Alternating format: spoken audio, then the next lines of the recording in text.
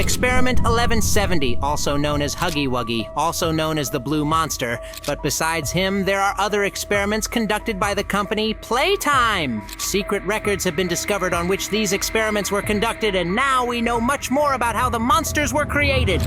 Hey everyone, this is Poppy Playtime 4. The 4th chapter hasn't been released yet. It's still in development, but that only means one thing. The work is massive, and we'll soon see the 4th chapter. And the developers themselves haven't forgotten about us since the release of the 3rd chapter 2 months ago. They are doing something for us, like the online game project Playtime, where we can play with other players and even play as the monsters. They keep adding updates there. Sometimes they make some scary VHS tapes and upload them to their YouTube channel. And these are not just some scary videos that only scare you, they are full of plot details. Everything we've talked about before is either confirmed or not, but it also raises a bunch of other questions that need to be answered. And as of today, we have 2 chapters, 1 online game, and several VHS tapes that also need to be dissected, and there are plenty of plot details in them too. The first cassette, dated June 18th, 1992, is dedicated to Huggy Wuggy.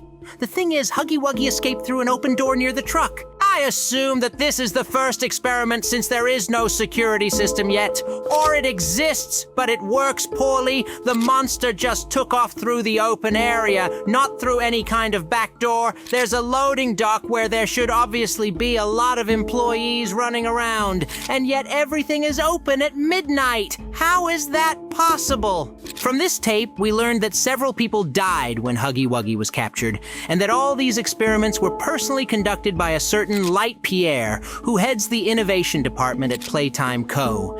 And for a moment, we've already seen this room. Who is Light Pierre is not yet fully disclosed, but his signature on this document already says a lot, at least that he is the head of the innovation department where all the black stuff is happening. The cassette received its logical continuation, but only with a different character, Kissy Missy. And there, the security system is more operational. And the tapes are dated August 8th, 1995, so 3 years after Huggy escaped. And there, we are given a clear instruction, a step-by-step instruction that needs to be strictly followed. And all of this is filmed, what and how to do. But this is already Kissy Missy, apparently. She's not alive yet. But if such measures are already being taken with Kissy Missy, then most likely some experiments have already been conducted on her, which means she could be dangerous. And what also bothers me is her twitching paw at the beginning. If it didn't seem to me that she was already alive, but as we can see, she doesn't resist at all, where her boundless kindness led her.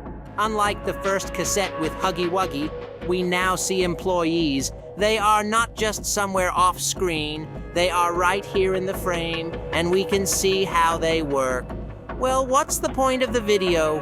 What do they do according to the instructions? Everything is written down step by step. The first step is to retrieve the object from the warehouse. The object in our case is Kissy Missy. The second step, securely fasten the object, and then we are shown a diagram of what and how to fasten it, and there's a side note that says, in case the fastening devices fail, adhere to the company's Playtime Co. conditions regarding the permissible use of force in emergencies, which means they have already taken into account past mistakes with Huggy Wuggy, and now everything is even written down in a scheme. Step 3, load the object. Well, here we are most likely on the same train that left at the end of the 2nd chapter, and where? Naturally to the same place, in Play Care. Step 4, check the big object in the manual for emergencies. Well, we already know that in case of emergencies, we apply permissible force, and then suddenly, interference. Now, the untying object. Well, this is definitely not according to the instructions. It seems like someone hacked the cameras, and these messages will keep popping up constantly. Who urgently needed to loosen the straps, couldn't live beautifully, thought to hack the cameras, and just didn't care, lying there enjoying the ride. Who could have such technical capabilities? I can guess that it's our old buddy Prototype, and it's this big clawed hand that could have made a laser pointer out of nothing to escape, and most likely, he could have done something similar with the cameras. But the employees keep transporting Kissy Missy to the destination, and apparently, the next scene is from there. The employees lie with Kissy Missy, blood everywhere, and yet no straps. They disappeared somewhere. Who untied Kissy Missy? So it turns out that the employees did loosen the straps and paid for it. I don't know. I don't know why then Kissy Missy didn't even try to attack us in the game. Moreover, she helped us. Could the employees have known about her kindness in advance? Doubtful. They conduct an experiment on reviving monsters. One of them went berserk. Why didn't Kissy Missy go berserk? And maybe it actually got to that point before. But Kissy Missy continues to lie still. And why, if Kissy Missy untied herself, didn't she just escape?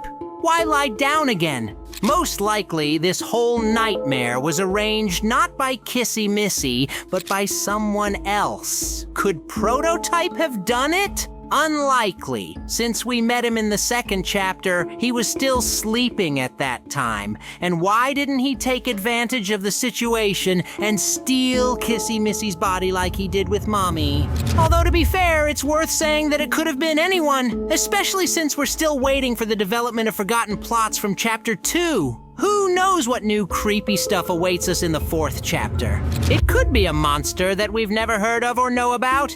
In any case, the recording is lost. The 3rd recording is more understandable. And here we are not just given some instructions on what's happening. We have a full video recording of the experiment, and now we can definitely say how it's all done. All the theories about people being transferred into toys are confirmed. Indeed, that's how it is. The recording of the damn experiment, we finally learned the truth. It just bothers me that why would the developers reveal all the cards at once, even before the 3rd chapter came out? Could this just be the tip of the iceberg? From the cassette, we learn that this is all done voluntarily, meaning Playtime Co. is not just sadists or maniacs, they're scientists looking for volunteers willing to participate in experiments, and in this case, a certain Thomas Clark volunteered.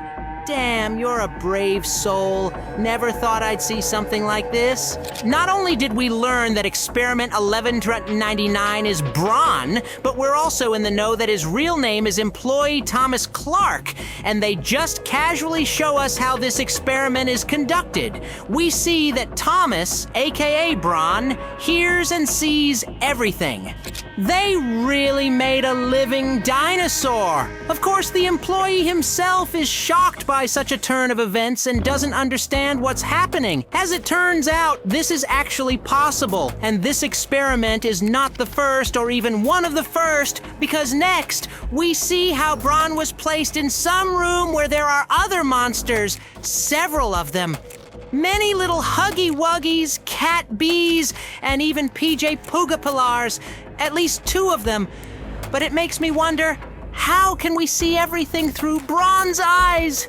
This is a recording after all. Most likely cameras were set up not only in the room itself so we could see what's happening around, but there are also cameras in Braun's eyes, so it's like we're observing everything through the eyes of the experiment. Someone unexpectedly slapped him on the side, and we can only guess who it was. In any case, we see that the monsters weren't happy with him from the very beginning. They perceived him somehow hostile. They considered him an outsider and attacked him fiercely and cruelly dealt with him. But he's alive. They just put him in a separate room away from everyone else. Why did they attack him and so viciously is unclear. I don't think it's because of some extra anxiety. Most likely, it's because Thomas Clark was an employee of Playtime Co., and somehow the other monsters sensed it. We saw it in the game itself. The monsters are somehow hostile towards each other. Mommy Longlegs could kill or wrap up anyone in her web. This is despite the fact that they also tried to kill us, and with other monsters too. Something doesn't add up. Poppy Doll wanted to finish her off, but naturally with our own hands. Damn, clearly something's off with the monsters. What exactly is unclear, although there's a slight hint. We have Braun in the form of an employee as Thomas Clark, and unexpectedly, such aggression towards him. And there are other monsters who seem to have been killed already. And it's not just Braun. The toys are completely different. We're getting closer and closer to solving this mystery. So, What do you think? Why did they attack Bron? What's the purpose of all these experiments? And are you looking forward to the 4th chapter of Poppy Playtime, where all will be revealed? Write about it in the comments. We'll definitely read them.